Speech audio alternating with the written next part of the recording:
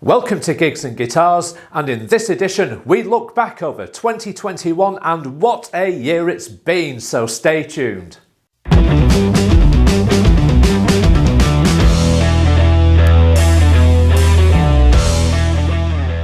Listen, I'm just going to have a quick brew in my nice new cup, which is here.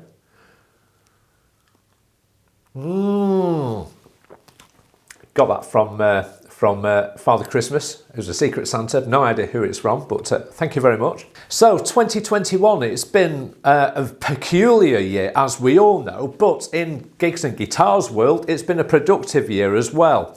So we're going to take a look back over the past 12 months and highlight what's been good about the Gigs and Guitar channels as it continues to grow and evolve into, I don't know where it's going to go, and that is down to you, the viewers. So if you are a new subscriber to Gigs and Guitars, thank you very much, big thumbs up from me. And if you're new to the channel, welcome. Please think about subscribing, liking, sharing, and hit me in that bell icon because that's what it's all about.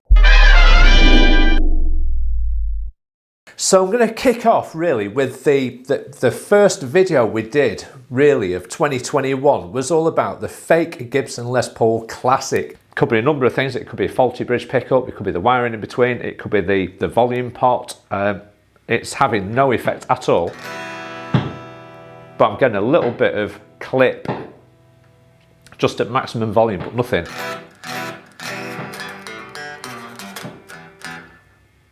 And for me, that is a bit of a worry really. So the main issues with the guitar, with the tuners, the tuning instability, defective pickups, the neck didn't look right, the nut didn't look right on it, and indeed all these little details turned into one massive issue in terms of credibility of that guitar. Was that guitar the genuine article?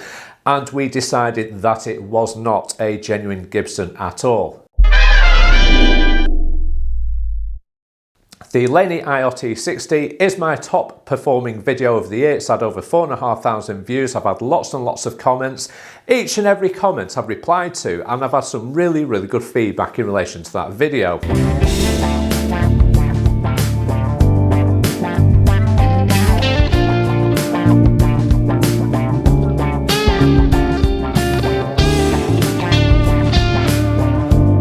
I've played Nile Rodgers on that amplifier. Doobie Brothers, Long Train Running, yet another good example of a brilliant clean tone with just a little bit of compression on it. Fantastic, this amplifier does everything you want it to do, and it did open a little bit of a topic on the comments feed about the wattage, the clean channels, the tones from it, and I have to say I'm still using it now and it is absolutely fantastic at what it does. The review side of guitar channels is what gets you the most hits, certainly in my case at the minute. So 4,500 views, yep, thanks guys for watching, and thank you for taking the time to comment because you will always get a reply from me personally, and let's see where that takes us in the future. In the last few editions, I've harped on relentlessly about the Gibson Firebird 7, which is up there.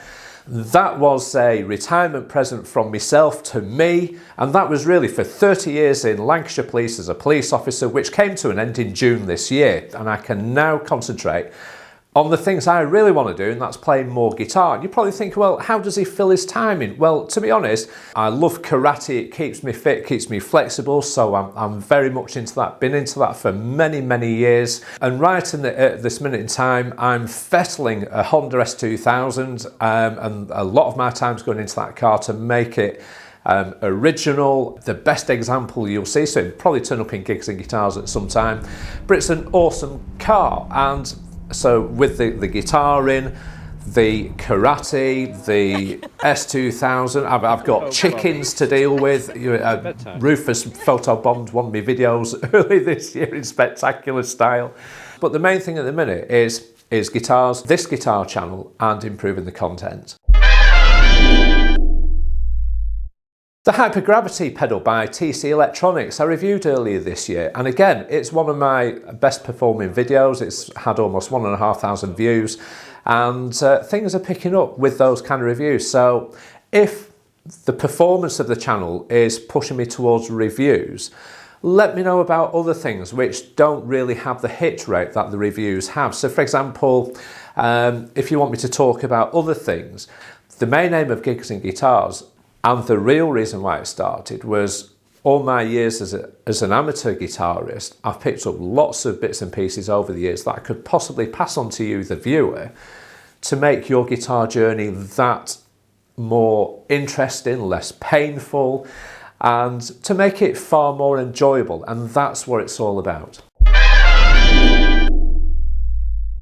So what I've decided in this edition of Gigs and Guitars is not to play an introduction, but I thought I'd look at what I felt was one of the better guitar parts that I've put out into the Gigs and Guitar world in the last 12 months, which I hope you'll enjoy. And to be honest, guys, I'll openly admit I am not the best guitarist in the world. I've got loads of areas that I can improve. I'm really conscious about how I play. And to be honest, behind the scenes, I cock it up. I really make a mess of recording guitar and doing the video and recording it on my PC to bring to you. And I really don't know how the pros do that. Incidentally, the Firebird's got big muff on it. The Les Paul Standard has got MXR Phase 90, and they're both going through the Laney IoT 60, so I hope you enjoy it.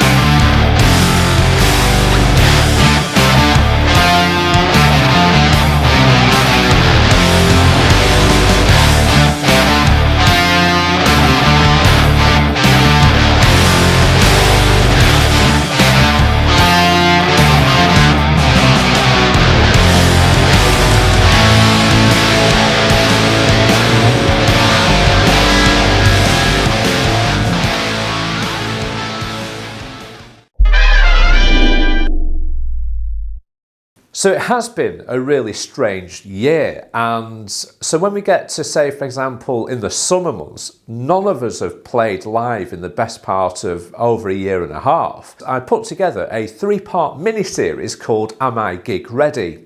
And that is another feature that I want to evolve over the next few months or the next few years or so, because I think Gig Ready could be a good tool for guitarists learning the bare essentials of what you need to do to prepare for a gig. So we went through the pedal board, the guitar setup, learning material, what gear I was using in terms of amplifiers, and we went through the gig itself, which was a private wedding function at Singleton near Blackpool. We had a cracking gig.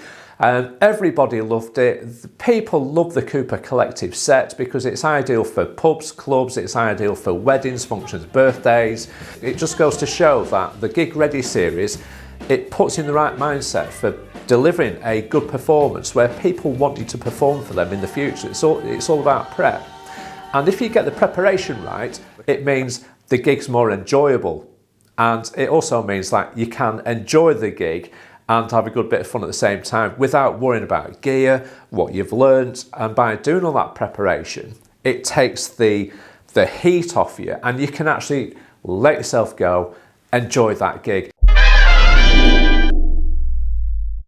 14th of September this year, I went to the Blackpool Opera House with my son James and we watched Rumours of Fleetwood Mac performing the very best of Fleetwood Mac, and again that was one of the best performing videos of this year. It's had almost 4,000 views worldwide, And the amount of comments I've had from all over the globe is just remarkable, really. I wasn't holding back, but I really could not fault the gig at all. And I have to say that I'm going to try and get out and do some more of this kind of thing if I'm able to. But it's a little bit tricky. You can't take cameras or equipment into these venues. If you've tried alternative ways of filming those reviews to try and avoid a copyright claim. But nonetheless, the Rumours of Fleetwood Mac gig, absolutely brilliant. If you get a chance to go and watch them, I'm going again to Liverpool next year. It's a gig that's cancelled from about 18 months ago, and I'm going to go again and watch them. I won't review the gig this time, so I've done it once. I don't want to over-egg the pudding and repeat things, so I'll be finding other gigs to review and bring that to you. So what's 2022 going to bring? It might be that I try and find some session musicians or whoever, and really if I can tap into their wealth of knowledge to pass on not only to you but also for me, to get an understanding of how the music industry works. Can you earn a living from it? Can you live comfortably? But if I can do some interviews with people in the future, that would be fantastic. As I've said, I'm going to go to more guitar shows. I will be going to more gigs and reviewing those gigs. I'm looking at trying to get myself on a residential guitar course myself this next 12 months. I'm sort of in the planning stages of that, and I'll bring that to you as well. I might also try and get myself on an amp building course to see how these amplifiers work, not with a view for making amplifiers, but if I can learn a little bit about how amplifiers work by doing a hands-on approach to soldering valves. If you're in America, guys, we're talking about tubes. And so if I can bring that to you as well, and I might even try and get myself on not a luthier's course for guitars, but a guitarist's setup course, looking at, say, the setup of guitars, polishing frets, reshaping the crowns on frets. Who knows? Let's see where that takes us. And to be honest, guys, it's going to be a great journey. So stick with it, and we'll see where that takes us next year. There's always time in the day for a brew.